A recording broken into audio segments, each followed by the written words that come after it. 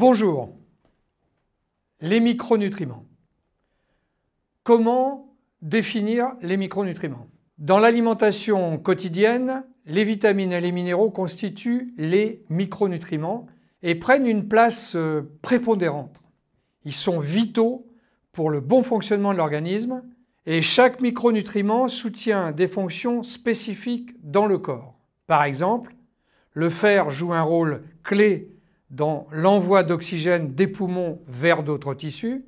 La vitamine A soutient la vue et une peau saine. La vitamine C protège notre corps contre le stress oxydatif, tandis que la vitamine B est nécessaire pour aider notre corps à convertir la nourriture que nous mangeons en énergie utilisable.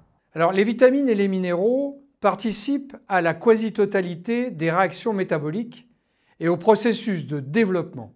Ils aident les organes à rester fonctionnels. Les vitamines et les minéraux sont très actifs, à très faible dose et sans valeur énergétique. Les personnes dont l'apport en micronutriments est bien inférieur à leurs besoins individuels peuvent développer une carence. Avant l'apparition des symptômes, il existe ce qu'on appelle une faim cachée, ce qui signifie que même si les signes et les symptômes directs de carence ne sont pas apparents, des problèmes de santé peuvent survenir à court ou à long terme. Des apports sous-optimaux peuvent même contribuer au développement de maladies chroniques. Donc un apport adéquat en vitamines et en minéraux est donc d'une importance capitale pour notre santé au quotidien. Les vitamines sont constituées de vitamines hydrosolubles et de vitamines liposolubles. Les vitamines hydrosolubles sont solubles dans l'eau et ne sont pas stockées dans l'organisme pour la plupart. Les vitamines hydrosolubles comprennent la vitamine C et les vitamines du groupe B, les vitamines B1, B2, B3, B5, B6, B7, B9 et B12. Les vitamines hydrosolubles sont sensibles à l'oxydation et à la chaleur. Pour maintenir au mieux la teneur en vitamines hydrosolubles de vos aliments, il est recommandé de cuire les fruits et les légumes le moins longtemps possible avec le minimum d'eau. Les vitamines liposolubles sont solubles dans les graisses. Ce sont les vitamines A, D, E et K. Une petite quantité de graisse est nécessaire pour favoriser l'absorption de ces vitamines liposolubles. Les vitamines A et K sont principalement stockées dans le foie, les vitamines D et E dans le tissu adipeux. Parmi les vitamines liposolubles qui s'accumulent dans le corps, il existe un risque de toxicité si la consommation quotidienne excède les recommandations diététiques. La vitamine C est sensible à la chaleur, à la lumière, à l'eau et à l'oxygène. Elle est non stockée. Elle doit donc être apportée par l'alimentation. Son élimination est urinaire, donc l'overdose est rare et peu probable, surtout lorsqu'elle est apportée par des sources naturelles.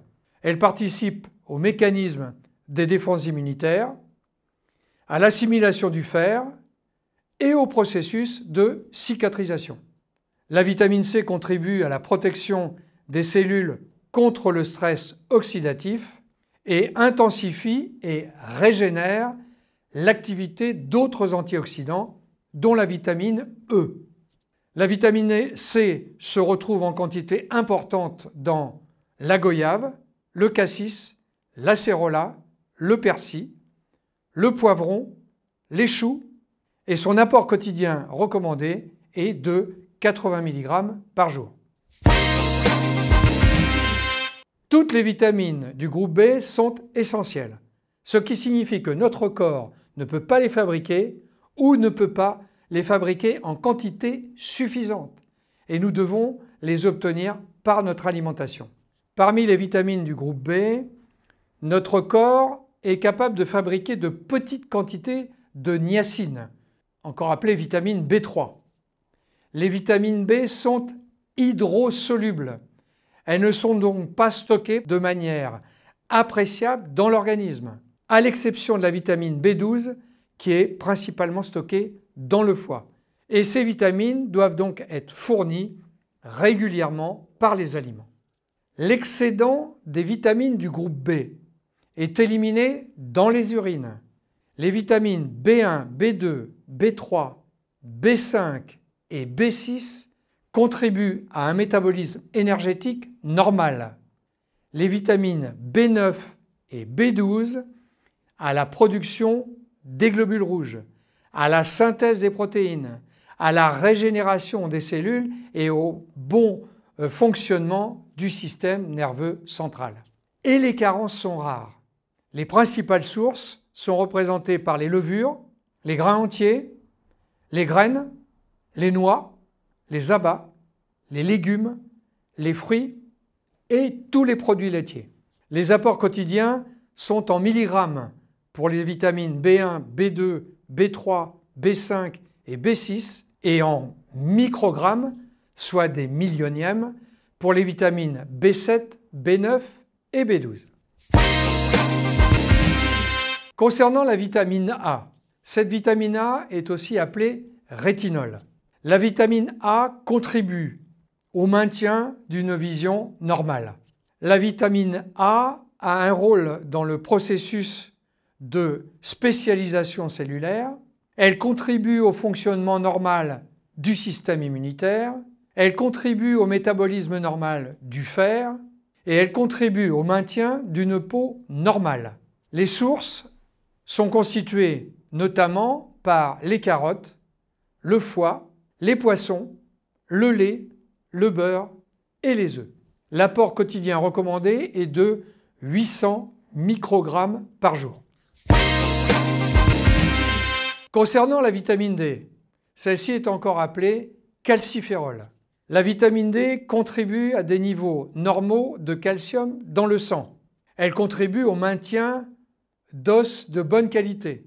Il existe deux sources de production, la production par la peau exposée aux ultraviolets et les aliments tels que le foie de morue, les abats, les poissons gras, les œufs, les fromages et le beurre. La vitamine D a pour caractéristique d'être sensible à la lumière, au pH, à la température, à l'humidité et à l'oxydation. L'apport quotidien recommandé est de 15 microgrammes par jour. La vitamine E est appelée tocophérol.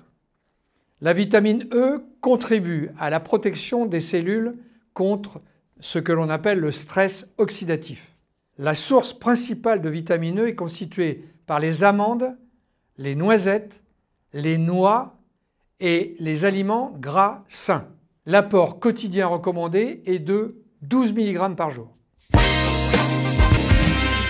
La vitamine K, encore appelée vitamine anti-hémorragique, contribue à une coagulation sanguine normale et au maintien d'une ossature normale. Elle est produite par le microbiote intestinal et apportée par les aliments tels que les choux, les épinards, le brocoli, les tomates, les algues, le soja et les fruits. La vitamine K est sensible à la lumière et à l'oxygène. On peut noter que la congélation peut détruire la vitamine K, mais pas la chaleur, même à la cuisson. L'apport quotidien recommandé est de 75 microgrammes par jour.